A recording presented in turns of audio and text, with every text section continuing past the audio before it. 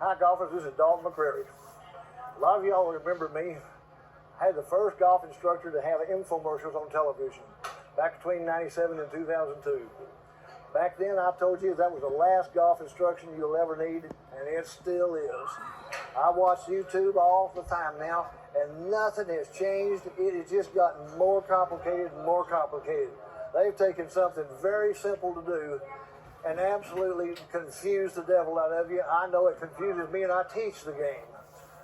We're going to do this again, everything that we did the first time, except it's going to be a little different this time. I'm going to do a program with you. I'm going to give you 5 lessons with me, one-on-one, for the next 5 weeks.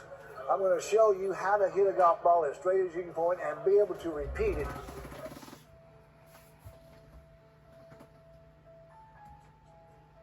I am a weekend golfer just exactly like you are. I was frustrated just exactly like you are. I did the same thing that you do. I went to doctor's offices and dentist offices and had my own subscriptions to magazines, and I'd read these articles, and I didn't believe what they said.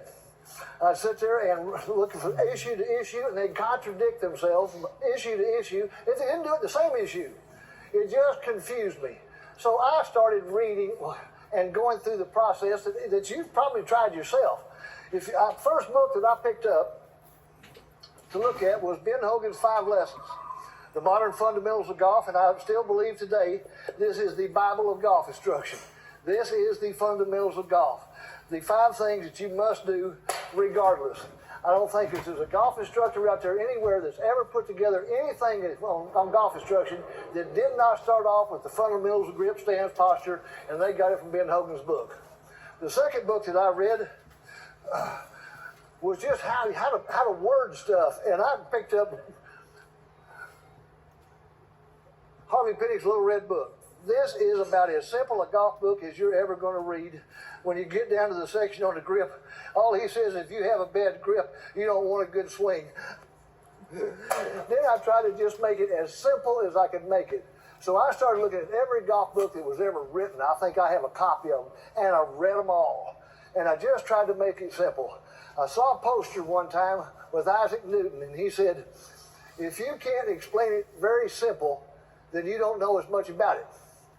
That made sense to me.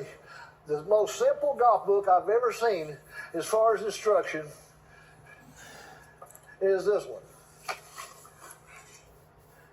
This is the book that Byron Nelson wrote right after he won 11 straight golf tournaments. And this is a simple book. It's got 84 pages, 84 pictures, and a paragraph on each one of them. Now that's pretty cut and simple. There is nothing fancy or elaborate about this book. It's one paragraph for everything. I learned right then that you don't have to make this complicated, because that made sense to me.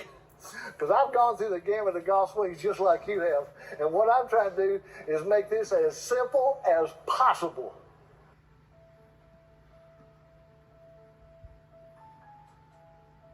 Golfers, we're going to start this off with just you and I agreeing on a philosophy. And better yet, you just can't disagree with what I'm saying. As long as you can't disagree with it, we're going to be on the same page. And that'll help your subconscious mind accept making change. Because there's only 2 ways you can change your golf swing. You can either come out to a driving range and get you a great big bucket of, say, $15, $20 golf balls, and you can just start beating them. And after a while, if you're doing something different, eventually you'll start feeling something different if you hit enough golf balls and you're doing it. If you want to eliminate that process, all you have to do is tell your body to do something different, and it'll do it instantly. If somebody walked up to you and started to shake your hand left-handed, you'd reach out with your left hand to shake his. It's that quick. You can change what you've done for years. Just tell your body to do something different. Now, here's the biggest myth in sports, and we're going to start changing your mind and the way you look at golf this way. Let's say you're sitting right behind the home plate of the Boston Red Sox, and I come up to bat, and I walk up to the plate, and I stand here and get ready to swing. Tell me what side of the plate you think I'm standing on. And don't tell me the left side. This is right field line. And don't tell me that this right field line all the way up to where I'm standing and then becomes left side. Left-handed batting. I'm on the right side of the plate. How do you get left-handed batting out of me standing on the right side of the plate? If you want to play strong golf, you're right-handed. 80% of people are right-handed, or 90%. And if you want to slap me with the back of your hand, you'd slap me like this. Boom. Boom. That's where your power is. So if you're going to swing a golf club with that power, you do that. Now y'all are over here. What-handed game do you play? This is a pull. You pull a chain, you do not push it. It's a left-handed game. Boom. And you're trying to do it right-handed. And you muscle this and leave the face open, and 80% of you peel it. This is a left-handed game, folks. You pull a chain, you don't push it. Let's start off by agreeing on a philosophy.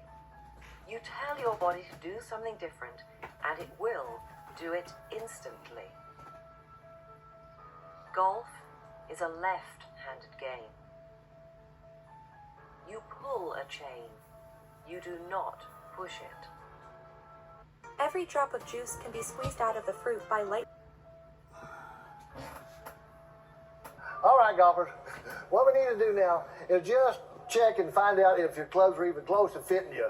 So go get your 5-iron, and let's just look at a couple of things here. Let me give you an idea of what you need to look at when you're being fit for clubs. Go get your 5-iron. I know it's not in the living room. Y'all didn't bring your set in here. So go get your 5-iron. It's in the garage. I'll wait a second.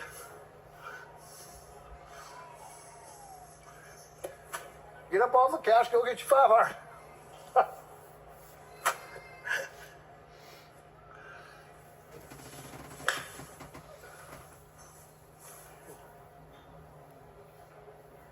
You got your 5-iron yet?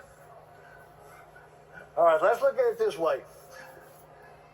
Stand tall and stay tall. You baseball batted, you stood up here, you didn't bend way over. What happens when your golf clubs, when you go to a store and you look and find a golf club, you will adjust because you want it to sit flat. That doesn't necessarily mean it fits you. So if you're looking to, just put your hands down beside you and put your golf club in it and see where your hand fits in there. If it fits right, I like it right up at the butt of my club. But see how it fits, and then stand it as tall as you can. Just look down and look at your club and tell me if you're sitting on a toe like that. Or if you got one of the clubs that you do that and it's sitting up in the air like that. It needs to sit flat. So just check that, give you an idea, and then let me show you the difference in what will happen if it's toe up or toe down. If it sits flat, both of your shots, the clubs are going to point right at the target. If it's two toe down, your longer irons have a tendency to go kind of straight, but your shorter irons are going to be way off to the right. If it's too upright, just exactly the opposite happens.